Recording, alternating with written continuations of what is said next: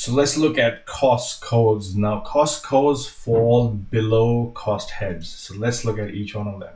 So again, column A is something that gets populated automatically based on the changes that you make. Now I've put some shading on them so you can see what is happening. So we've got land acquisition costs over here. And under land acquisition cost, I've got a cost code. Now this cost code cannot be the same as your cost head. It will create a conflict and it will cause issues. So this is why if your numbering system, you need to do that at your end, or if you already have an existing numbering system, then you can use that. But a cost head is the main head. So we're using full numbers. So I jump them in 50, 100, 50, 30, depending upon the number of cost codes that I might have under that head code, so to speak. So in here we have land cost, for example. So over here I can come in and select land acquisition costs, other land acquisition costs, whatever that main cost code is. I can come in and select that. I can put in the cost code over here, and I can come in and put in the cost center over here. And this is the account head. So what we are trying to do here, we are trying to link that back into the account heads that we had. So each cost code has to be linked with something. So let me just zoom out a little bit so I can show you what it actually looks like. So we've got all your main cost heads, whatever you want a total for, in column B. So you can select them over here. You have your unique cost code over here, and whatever description you want to give that cost center, you got them over there. And then you have to link them back into the cost of goods sold or finance costs or whatever you want to use them. So this drop down is populated from the account heads that you've got here from column A, column B, the drop down over here is populated from column A over here. So as all of this is created, you can build your sheet as you go on. So if you come down here and there's a new cost code that's coming up, you can easily come in here and select the main cost head that you got. CyberWorks. Okay, I want to add something at CyberWorks. So I can go up here and look at what I already have in my CyberWorks developer.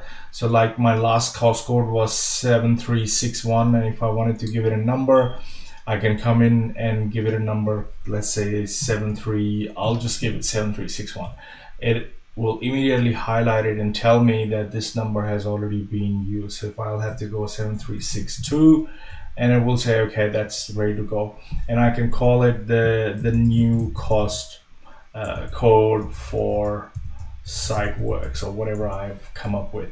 Then I have to come in here and select which main account head does it belong to, and most of the time it will belong into your cost of sales. And the last column is only applicable if you are from Australia and New Zealand, or if you are from UK and there's instead of GST they have VAT over there, and whether or not something includes VAT. So there's yes, it does include VAT. No, it does not include VAT. E stands for exempt, and GST free stands for GST free, basically. So basically you'll be using yes or no. So if whatever costs you actually post under this cost code, let's say $1,000 for this new cost code for CyberWorks, that $1,000, does that include GST in it? If it does, you need to select that yes over here. If it doesn't, you leave that blank and select no over here. So it is important that you either have yes or no in any one of them, and this will populate your cost code over here, right over here. So now if let's say I've added this over there, so 7350, let me go back into my sheet, and let me go back into my development cost over here. So we had CyberWorks developer somewhere just above the construction, so we've got it here. So we added 7362. So if I go here, you'll see that automatically it shows 7362 over here without even refreshing it. Now, if I go here and I click on save and refresh, it's going to start doing the calculations, which I don't want to do at this stage. But what I'm saying is that this is how you have to go and add them to your template. So each one of these, make sure that you do it carefully, but you only have to do them once. That's the whole criteria, that you don't have to keep doing it every time there is something new that pops up. So you can delete that. You can go over each one of these in detail. These ones have already been added to the template. So anytime you create a new sheet under CyberWorks, these ones will automatically come there. But if you were to go and add a new one, I'd say go back into your main sheet, where the lead developer's feasibility sheet that you created, add that in there, and then save that as your template. Save a copy of it as your template, so that next time you just go and pick your template and you'll see that it's already there. So it's not going to keep adding that automatically to this template, because it's not there to begin with, because you are creating it. That is why the option for you to be able to pick your template was added, so that you don't have to keep adding these things again and again. So we've got other acquisition costs, we've got other sections over there. Now you can click on, okay, so you can click on this side, any of these rows, right click on that thing and click insert one below. So when you do that, it creates another row over here, because let's say I've got one new cost code that I wanted to add under other land acquisition costs. So I'll basically go 7001. I'll select land acquisition cost. The good part is that the reason we use a numerical as well as a alphabetical description is because you can search for them either by number or by acquisition costs, because that's all you could remember at the time. So if I would go ACQUI, it'll show me that this is where it is. That is the reason we've used that. And if you remember the number that whatever number that you used, that was 7001, so you can select that by the number as well. So it depends on whether you are a numbers guy or you tend to remember things more by their description. You can do that. Now let's say I want to add something over here. So this is 7014. I naively go in and I put 7015. It's going to go boom, there is already a 7015 already used over there. So I will have to use something like 7016, and 7016 is a unique number. I can use that over there. It has to be unique, so this is important. So I can call it the new cost code, for example.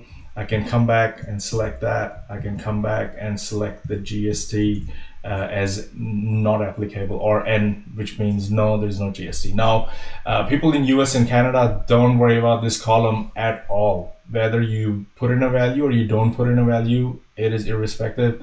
It just looks nicer if everything has a yes or a no against it.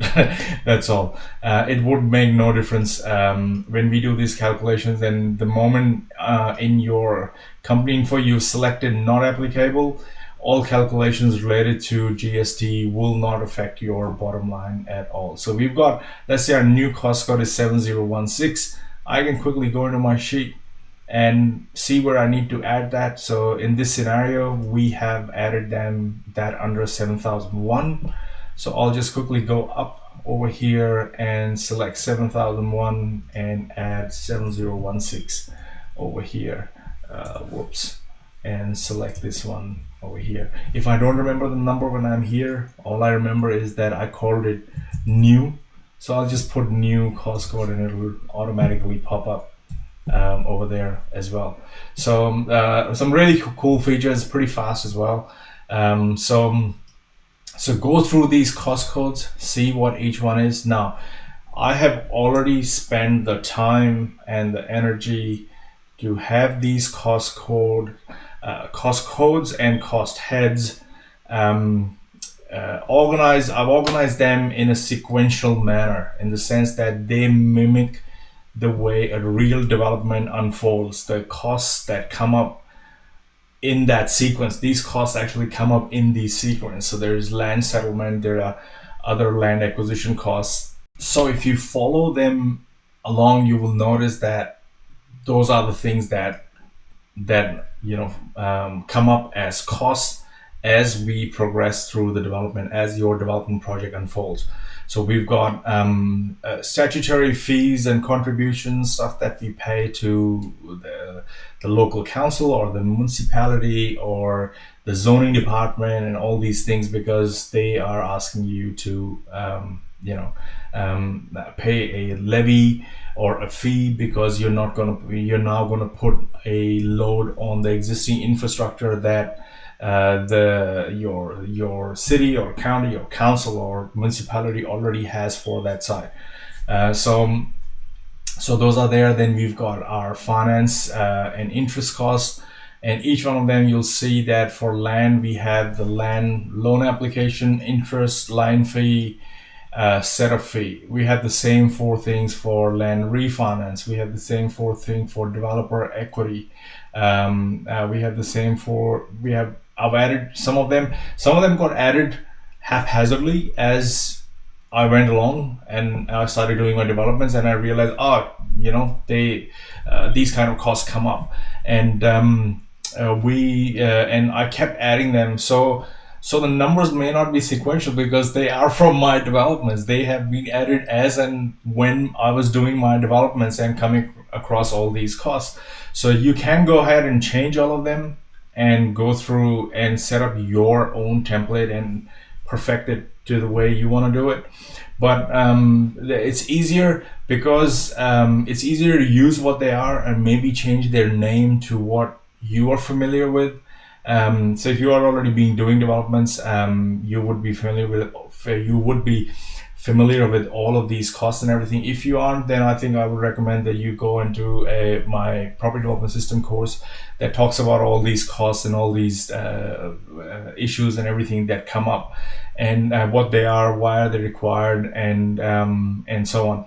So we've got finance ancillary costs, holding and running costs. We've got site works that sometimes the developer has to do before it is given to the construction contractor. We've got budgeting and estimation costs that we pay to the quantity surveyor, or for a cost plan, or a lender imposed quantity surveyor. Sometimes you have to get takeoffs, because you have to keep this in mind that I used to run my construction company myself. So some of my cost centers have certain construction costs that we used to incorporate and handball to the developer, to the developing entity, so to speak, because I was on both sides. So we had to create a balance between the cost of construction to appease the bank, and for the developer hard costs and so on. So it was totally fluid, and that's how these cost codes have been put together. So if you go into your service connection fees, gas fees, all these things, drawings, consultants, site reports, permit fees. Now you might have different names for different permits. Definitely go in and change these names.